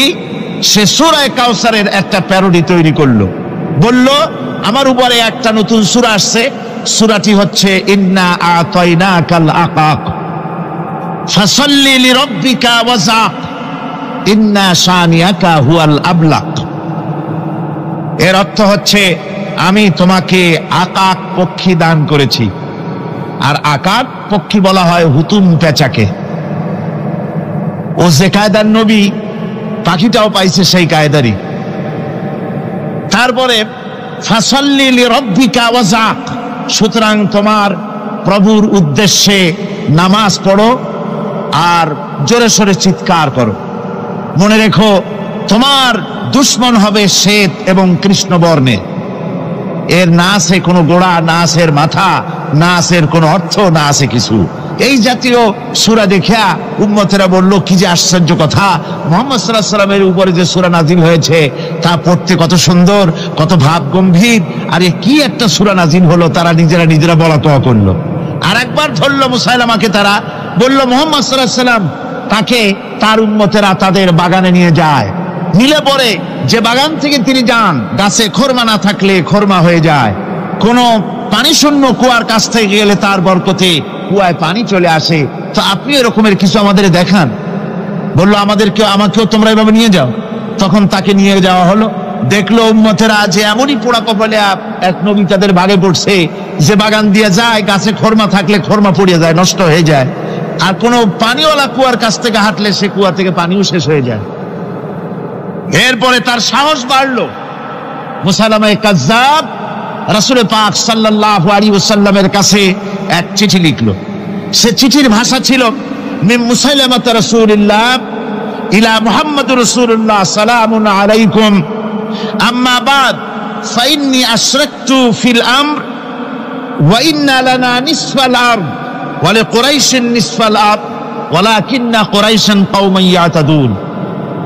সে চিঠি লিখলো যে মুসাইলামা আল্লাহ রসুলের পক্ষ থেকে নাউজুবিল্লাহ মুহাম্মদ সাল্লাল্লাহু আলাইহি সাল্লামের কাছে এই চিঠি পাঠানো হচ্ছে।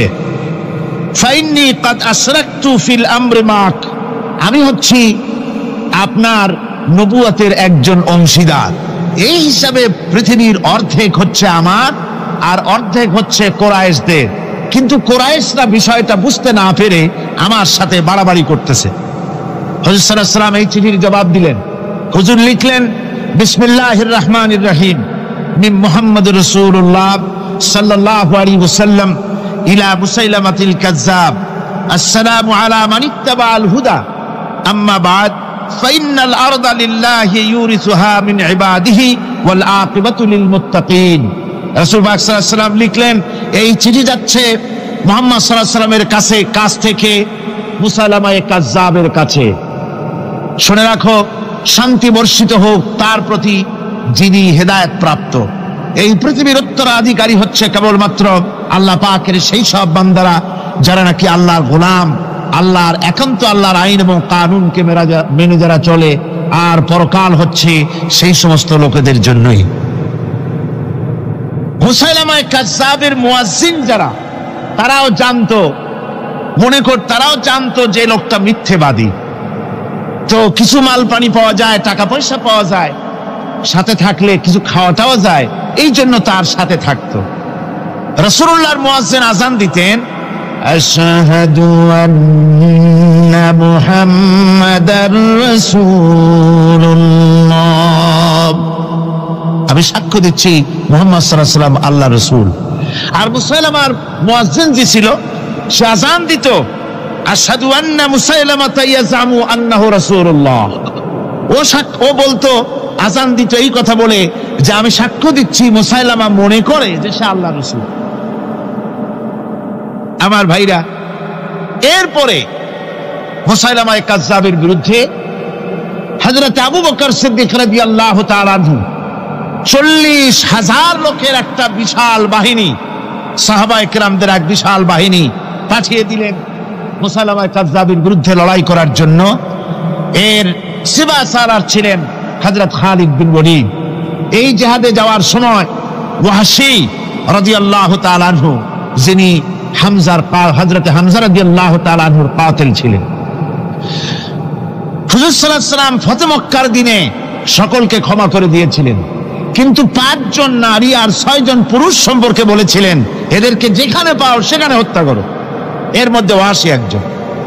ওয়াহশী বুঝতে পেরেছি মুহাম্মদ সাল্লাল্লাহু আলাইহি ওয়াসাল্লাম আল্লাহর রহমত, করুণার নবী, দয়ার নবী, তার কাছে যদি আমি যেতে পারি তাহলে তিনি আমার সম্পর্কে, যদি তার সামনে যেতে পারি তাহলে তার কঠোর মনোভাব আমার প্রতি নরম হয়ে যাবে।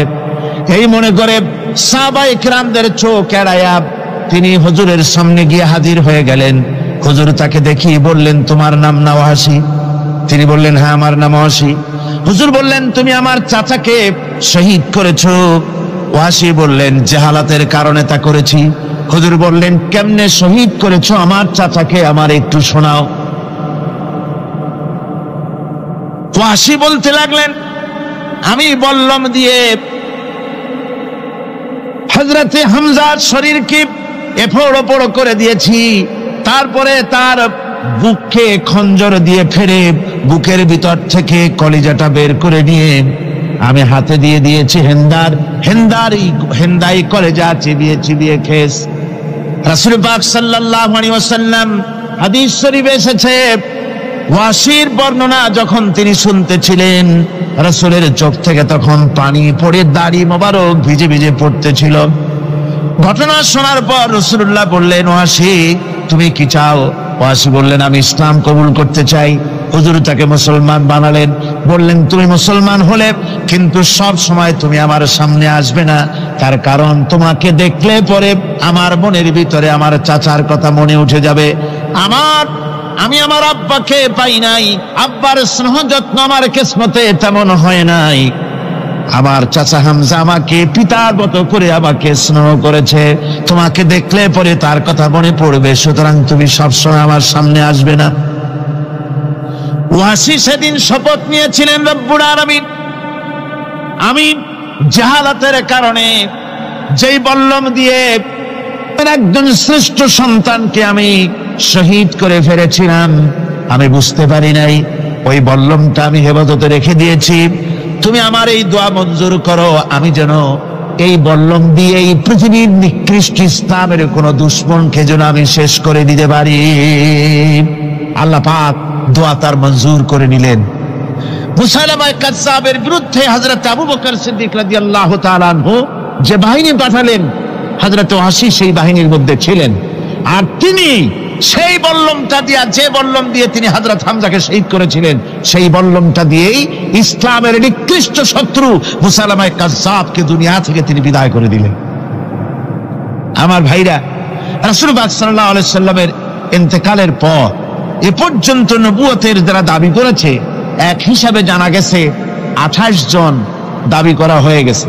রাসূল বলেছেন, আমার পরে 30 জন মিথ্যেবাদী নবুয়তের দাবি করবে। কতজন করবে? 28 জন হয়ে গেছে, বাকি আছে কত? এর মধ্যে গোলাম আহমদ একজন। গোলাম আহমদ দাবি করলো যে আমি নবী। তার অনেকগুলি বই কিতাব সে লিখলো। বইয়ের মধ্যে এক জায়গায় সে লিখেছে, তার বইয়ে এক জায়গায় লিখেছে যে আমি স্বপ্নে দেখলাম আল্লাহ আমার সামনে উপস্থিত। আল্লাহ আমার সামনে এসেছেন পুরুষের আকৃতিতে, আর আমি তখন স্বপ্নের ভিতরে আমি নিজেকে একজন নারীর মতোই মনে করলাম। স্বপ্নের ভেতরেই আল্লাহ পাক পুরুষ হিসাবে আমাকে ব্যবহার করলেন। আমি স্বপ্নের মধ্যেই গর্ভবতী হলাম এবং স্বপ্নের ভিতরে আমি গোলাম আহমদ মসিহে রূপান্তরিত হয়ে গেলাম। নাউযুবিল্লাহি মিন যালিক। গোলাম আহমদ বলছে, আল্লাহ পাক ওহীর মাধ্যমে আমাকে জানিয়েছেন, আল্লাহ আমাকে বলেছেন, গোলাম আহমদ তুমি হচ্ছ আমার সন্তান তুল্য। নাউযুবিল্লাহি মিন যালিক। এইভাবে অসংখ্য মিথ্যে কথা দিয়ে বইপত্র রচনা করেছে। লোকেরা তার কাছে নবুয়তের প্রমাণ চেয়েছে। আসলে শরীয়তের বিধান হচ্ছে, হুজুরের পরে যদি কেউ নবুয়তের দাবি করে, তাহলে তাকে সে নবী কিনা এর কোনো প্রমাণ তার কাছে চাওয়াও জায়েজ নাই। যেহেতু প্রমাণ চাইতে গেলে বোঝা যায়, সন্দেহ হয়, কিছুটা প্রমাণ দিতে পারলে তাহলে সে নবী হবে। কথা বুঝতে পেরেছেন? এই জন্য রাসূলের পরে যদি কেউ নবুয়তের দাবি করে, তাহলে তার কাছে নবুয়তের দাবির কোনো প্রমাণও চাওয়া যাইবে না। বিনা প্রমাণে রাসূলের পরে নবুয়তের দাবি যেই করবে সে কি হবে? জোরে বলেন, কি হবে? কাফের হয়ে যাবে। দুনিয়ার সমস্ত উলামা, সমস্ত মুহাদ্দিস, সমস্ত মুফাসসির, দুনিয়ার সমস্ত মুফতি সব একমত, কোনো দ্বিমত নাই, গোলাম আহমদ কাদিয়ানী কাফের, তার অনুসারীরাও তার জামানায় মাওলানা আতাউল্লাহ শাহ বুখারী রাহমাতুল্লাহ আলাইহি তার সঙ্গে একটা বহস হলো। যেহেতু গোলাম আহমদ বলেছিল যে আমার এই 40 দিনের মধ্যে কেউ প্রতিবাদ করুক যেগুলি আমার ওহী নয়। হযরত মাওলানা আতাউল্লাহ শাহ বুখারী রাহমাতুল্লাহ আলাইহি সেই যুগের একজন শ্রেষ্ঠ আলিম, তিনি বললেন আমি তোমার কাছে কোনো প্রমাণ চাই না তুমি নবী কিনা, আমি জানি তুমি মিথ্যেবাদী, তবে তোমাকে বলতে হবে তুমি এই শক্তি কোথায় পেলে। গোলাম আহমদ বলল কোরআন শরীফেই আছে আমার এই শক্তির উৎস। কোথায়?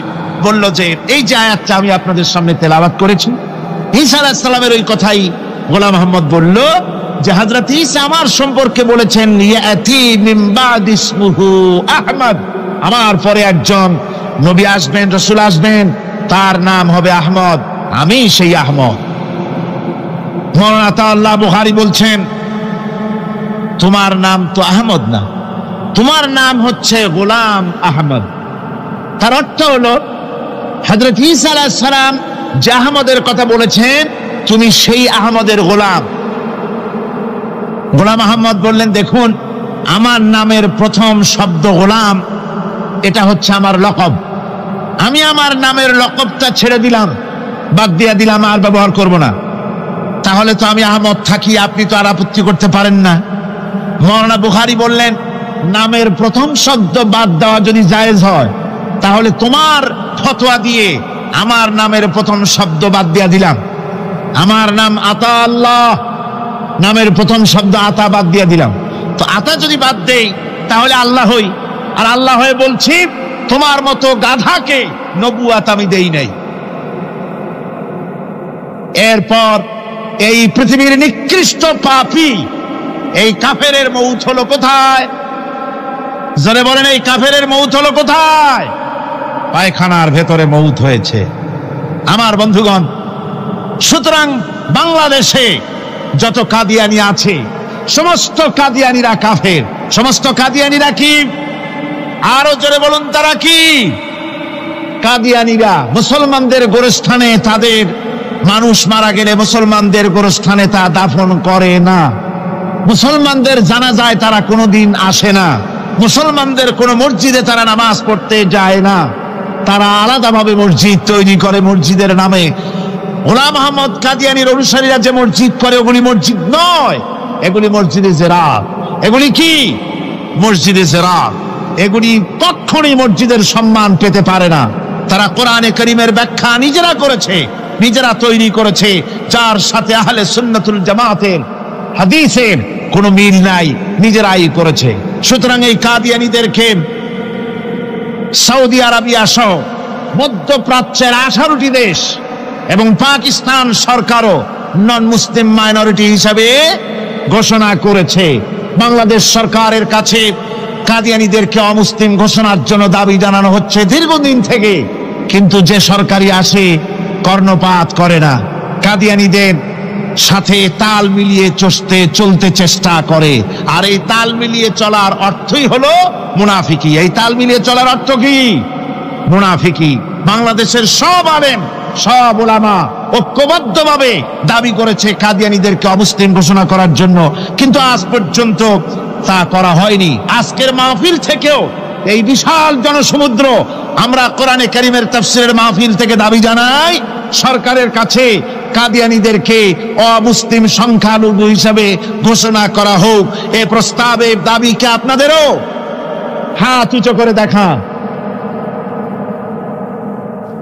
ربنا ظلمنا أنفسنا وإن لم تغفر لنا وترحمنا لنكونن من الخاسرين ربنا لا تزغ قلوبنا بعد إذ هديتنا وهب لنا من لدنك رحمة إنك أنت الوهاب أي الله تعالى হাজার হাজার মুসলমান নরনারী ঠান্ডাকে উপেক্ষা করে তোমার দ্বীনের কথা শোনার জন্য, কোরআনে কারীমের কথা শোনার জন্য এই মাঠে এসে হাজির হয়েছে।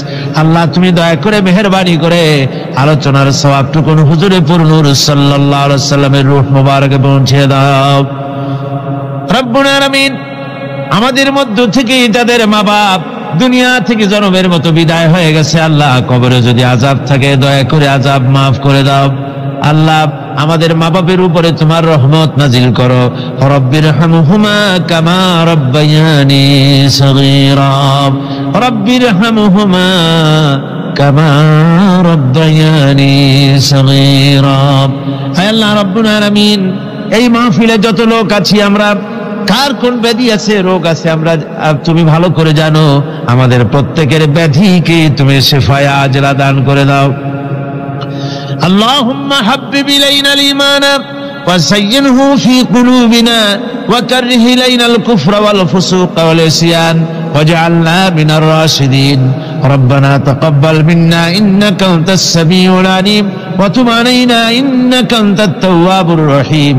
سبحان ربك رب العزة عما يصفون وسلام على المرسلين الحمد لله رب العالمين. واجعل آخر كلمتنا عند الموت لا إله إلا الله محمد رسول الله.